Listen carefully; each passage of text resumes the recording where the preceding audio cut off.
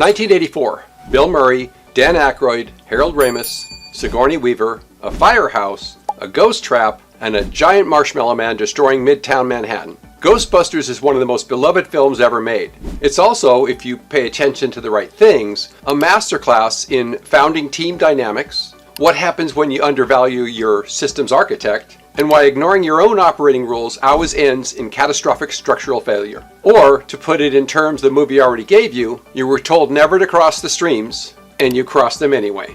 And now, your Spengler is updating his resume. Today we're talking about Egon Spengler, the most important Ghostbuster, the most under-recognized founding team member, and the clearest illustration I've ever seen in pop culture of what happens to the person who builds the things that makes everything work when the organization stops treating them like they matter. We're doing this in isolation, first movie only, pure 1984. Let's go. Let me tell you what Egon Spengler actually was, because the movie doesn't stop long enough to say it plainly, and most audiences miss it entirely. Egon built everything, not some things, everything. The proton packs, the devices that make the Ghostbusters capable of doing the one thing the entire business model depends on. Egon built those. The PKE meter, the ghost trap, the containment unit in the basement that stores every single entity they've ever captured. Egon. The theoretical framework that made paranormal investigation scientifically coherent enough to be taken seriously? Egon. The reason any of this worked at all, instead of just being three academics screaming at things they couldn't see? Egon. Beckman brought the charisma. Stantz brought the passion. Zedmore brought the groundedness. But without Egon, there's no proton pack. Without the proton pack, there's no ghost capture. Without ghost capture, there's no business. Without the business, there's no movie. Egon Spengler is the load-bearing wall of the entire Ghostbuster operation. And for most of the film, and most of the franchise, he's treated like interesting furniture. If that sentence just made you think of someone on your team, hold that thought. We're going to come back to it. Early in the movie, Egon establishes a rule. Don't cross the streams. His exact words, it would be bad. Pressed for specifics, he says, try to imagine all life as you know it stopping instantaneously and every molecule in your body exploding at the speed of light. Total protonic reversal. So, bad. Now, the rules exist because Egon understands the system he built at a level nobody else in the organization does. He knows what happens when the boundaries are violated. He set the rules not because he likes rules. Egon is not a rule person, but because he understands the architecture deeply enough to know where the failure points live. This is the thing about your Spengler. The rules they set aren't bureaucracy. They're load-bearing. They come from a depth of understanding of how the system actually works that nobody else in the organization is matched, because nobody else built it. When your Spengler says, don't do that, the correct response is to ask why, understand the answer, and then not do that. Here's what crossing the streams looks like in a real organization. It looks like overriding the process your systems person built because it's inconvenient in this specific situation. It looks like making an exception to the documentation standard because the client needs it faster. It looks like bypassing the architecture because the shortcut saves 3 hours today and nobody is thinking about what it costs next quarter. It looks like doing the things your Spengler told you not to do without understanding why they told you not to do it. Because you're Beckman, charming, capable, efficient in the field, and you've decided that your judgment in this moment outweigh the judgment of the person who built the entire system you're operating inside. Cause. You override the architecture without understanding it. Behavior. The person who built the architecture watches their work being undermined and their expertise being dismissed. Repeatedly, casually, without malice, but without recognition either. Consequence? They stop investing in the system. They stop bringing the next idea. They update their resume.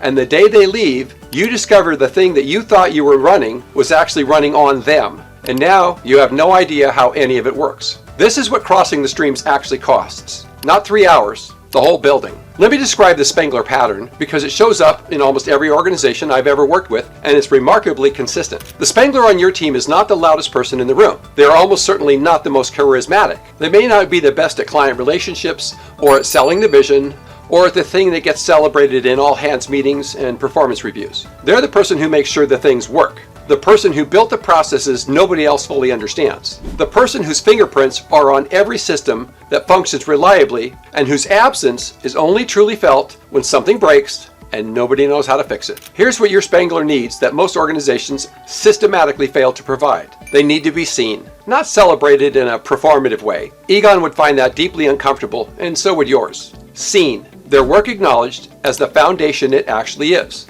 their expertise consulted before decisions are made that affect the system they built. Their rules understood rather than overridden. Their voice in the room when the architecture is being discussed, not just when something has already gone wrong. Egon's contribution to the Ghostbusters was structural. It wasn't visible in the way Venkman's was. Venkman was on the news. Venkman was charming the mayor's office. Venkman was the face of the brand. Egon was the reason the brand was possible. Those are not the same role, and they should not be treated as the same role, compensated as the same role, or valued as the same role. In your organization right now, is your Spengler compensated at the level their structural contribution actually warrants? Is their work visible to leadership in proportion to how dependent the operation is on it? Or are they the most essential person in the building and the third most recognized? Because that gap between structural importance and organizational recognition is exactly where resignation letters get written. There's a moment in Ghostbusters that's played for laughs, but it's actually one of the most accurate depictions of organizational risk I've ever seen in a film. The EPA inspector, Walter Peck, shuts down the containment unit. He doesn't understand what it does. He doesn't ask Egon to explain it. He doesn't consult the person who built it about what happens if you turn it off. He just turns it off because he has the authority to do so and because he decided his judgment is sufficient. Every ghost the Ghostbusters have ever captured is released simultaneously into New York City.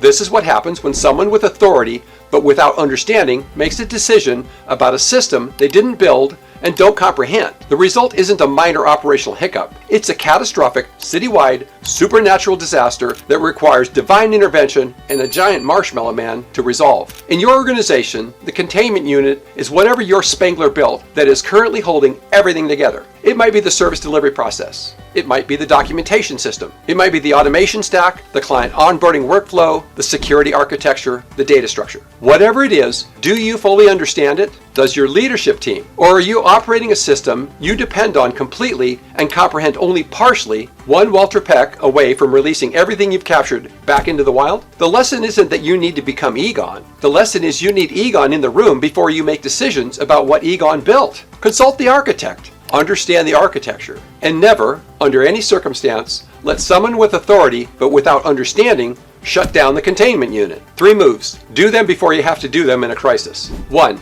Identify your Spengler and make their contribution structurally visible. Not a plaque, not a shout out at all hands. A genuine organizational acknowledgement that the systems this person built are load bearing and that the compensation, the authority, and the recognition they receive should reflect that. Map the dependencies. Ask yourself honestly, if this person left tomorrow, what would stop working? What would we not know how to fix? And how long would it take us to recover? That answer tells you exactly how much structural weight they're carrying. Match the recognition to the weight. 2. Understand the architecture before you override it. Every time you or anyone on your leadership team is tempted to make an exception to a process, bypass a system, or work around a standard, stop. Ask the person who built it why it exists, not to get permission, to understand the consequences. Egon's rules against crossing the streams wasn't arbitrary, it was architectural. Most of the rules your Spengler has set are the same. They're not obstacles to your efficiency. They're the reason your efficiency exists. Treat them accordingly. 3. Document the system while your Spengler is still there. This is the one most organizations wait too long to do. The knowledge that lives in your Spengler's head, the undocumented logic, the institutional understanding of why the system works the way it does, the failure models they've already navigated and solved, that knowledge is a single resignation letter away from walking out the door forever. Extract the architecture while the architect is present, because the day they're gone, you won't be unlocking their desk. You'll be dismantling their containment unit in the dark, and you already know how that ends. Egon Spengler built the Ghostbusters. The proton packs, the traps, the containment unit, the theoretical foundation of the entire operation.